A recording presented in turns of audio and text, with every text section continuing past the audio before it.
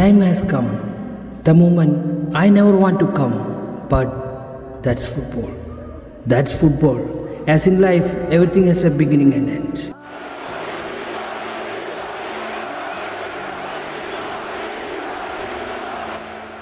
സമയം വന്നിരിക്കുന്നു.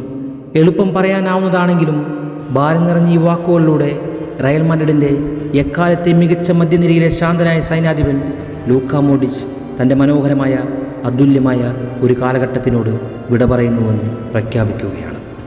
ലക്ഷക്കണക്കിന് വരുന്ന റയൽ മാഡ്രിഡ് ആരാധകരുടെ ഹൃദയത്തിലേക്കാണ് ആ സന്ദേശം തുളഞ്ഞു കയറിയത്. 13 അതിമനോഹരമായ വർഷങ്ങൾക്ക് ശേഷം അയാൾ സാന്റിയാഗോ ബെർണാബ്യൂ എന്ന തൻ്റെ പ്രിയപ്പെട്ട വേദിയോട്, തൻ്റെ വീടിനോട് വിട പറയുകയാണ്.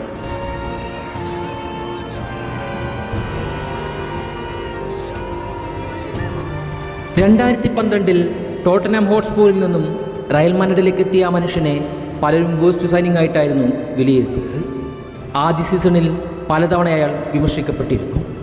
അതിനെല്ലാം അയാൾ മറുപടി പറഞ്ഞത് പക്ഷേ വാക്കുകൾ കൊണ്ടായിരുന്നില്ല, മറിച്ച് പ്യുവർ, എലഗൻ, കമാൻഡിങ് ഫുട്ബോളിലൂടെയായിരുന്നു.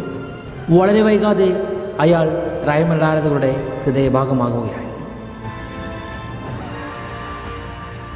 അയാൾക്ക് വേണ്ടി പലപ്പോഴും സംസാരിച്ചിരുന്നത് അയാളുടെ പാദങ്ങളായിരുന്നു. അയാളിലെ ഫുട്ബോൾ ബ്രില്യൻസ് ആയിരുന്നു. പ്രായോഗികതയെ മറികടക്കുന്ന പാസുകൾ, യാഥാർത്ഥ്യത്തെ മറികടക്കുന്ന ഗോളുകൾ, അയാൾ നടത്തിയ ടാക്കിളുകൾ, അസാധ്യതയിലൂടെ കടന്നു പോകുന്ന നോ ലുക്ക് പാസുകൾ, അങ്ങനെ എണ്ണിയാൽ തീരാത്ത നിമിഷങ്ങളിലൂടെ അയാൾ തൻ്റെ പേര് മാഡ്രിഡ് ചരിത്രത്തിൽ എഴുതി ചേർക്കുകയായിരുന്നു. യുദ്ധഭീകരത ബാധിച്ച ക്രൊയേഷ്യൻ ഗ്രാമങ്ങളിൽ നിന്നും യൂറോപ്യൻ ഫുട്ബോളിൻ്റെ വെളുത്ത കൊട്ടാരത്തിലേക്ക് എത്തിയ സ്വർണ്ണമുടിക്കാരൻ 28 ട്രോഫികളും 6 ചാമ്പ്യൻസ് ലീഗും 1 ബലോൺ ഡിയോറും നേടി മാഡ്രിഡ് ചരിത്രത്തിലെ ഏറ്റവും കൂടുതൽ കിരീടങ്ങളുള്ള കളിക്കാരനായി പടിയിറങ്ങാൻ ഒരുങ്ങുകയാണ്.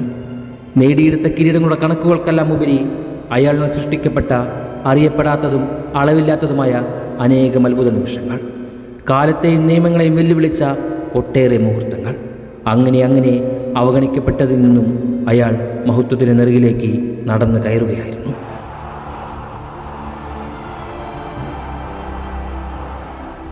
ലൂക്ക മോഡ്രിച്ചിൻ്റെ ലെഗസി കിരീടങ്ങളിൽ മാത്രമല്ല, അത് PSG-ക്കെതിരായ തിരിച്ചുവരവിലും ലിസ്ബണിലെ പോരാട്ടത്തിലും ഔട്ട്സൈഡ് പാസിലൂടെ വിരിയുന്ന വിസ്മയങ്ങളിലും ഭൗതിക ശാസ്ത്രത്തെ പോലും വെല്ലുവിളിച്ചിരുന്ന ചെൽസിക്കെതിരെയുള്ള അസിസ്റ്റിലും ഓൾഡ് ട്രാഫോർഡിനെ നിശബ്ദമാക്കിയ മാഞ്ചസ്റ്ററിനെതിരെയുള്ള വോളിയിലും റൊണാൾഡോയിലേക്ക് നൽകുന്ന കവിത പോലെ മനോഹരവും ചാരുതയുമാർന്ന പാസുകളിലും ബെർണാബ്യൂവിൽ മുഴങ്ങുന്ന ഓരോ കയ്യടിയിലും നിറഞ്ഞു നിൽക്കുന്നുണ്ടായിരുന്നു.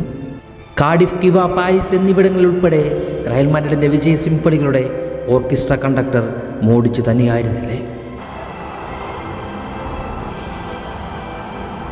ശനിയാഴ്ചയിലെ അവസാന മത്സരത്തിന് ശേഷം ലൂക്ക മാഡ്രിഡിൻ്റെ വെളുത്ത കുപ്പായത്തിനോട്, സാന്റിയാഗോ ബെർണാബ്യൂവിനോട്, ഓരോ മാഡ്രിഡ് ആരാധകരോടും വിട പറയാൻ തയ്യാറെടുക്കുകയാണ്. യുദ്ധങ്ങളെയും കഷ്ടപ്പാടുകളെയും അതിജീവിച്ച സദാറിൽ നിന്നുള്ള ശാന്തനായ പയ്യൻ ഇന്ന് ഈ ഫുട്ബോൾ ലോകത്തിലെ ഏറ്റവും മഹത്തായ വേദിയിൽ ഇതിഹാസമായി തിളങ്ങി നിൽക്കുന്നുണ്ട്.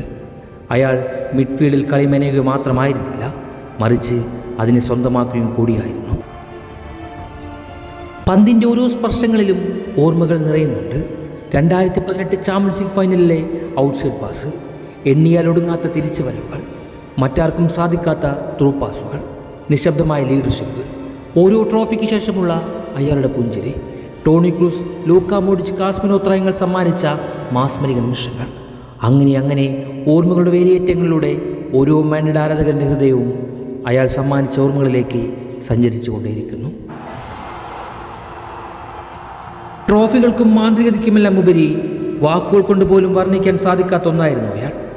ഓരോ വാക്കിലൂടെയും നോക്കിലൂടെയും കൈസ്പർശത്തിലൂടെയും പോലും സഹതാരങ്ങളെ പ്രോത്സാഹിപ്പിക്കാൻ കഴിയുന്നൊരു കൂട്ടുകാരൻ, വിജയങ്ങളിൽ പങ്കാളിയാകുന്ന അഭ്യുദയകാംക്ഷി, ആൾക്കൂട്ടത്തിൻ്റെ ശ്രദ്ധ താനായിരിക്കണമെന്ന് വാശി പിടിക്കാത്തവൻ, ടോണിയുടെ പ്രിയ സഹോദരൻ, കാസ്മേരയുടെ പ്രിയ യോദ്ധാവ്, ബെല്ലിംഗ്ഹാം, ഗുള്ളർ, വാൽവർഡെ, വിനീഷ്യസ് തുടങ്ങിയവരുടെ മുതിർന്ന ജ്യേഷ്ഠൻ, ഡോൺ കാർലോയുടെ വിശ്വസ്തൻ, എല്ലാത്തിനുമുപരി മാഞ്ചസ്റ്ററുടെ പ്രിയപ്പെട്ട ലൂക്കിറ്റ.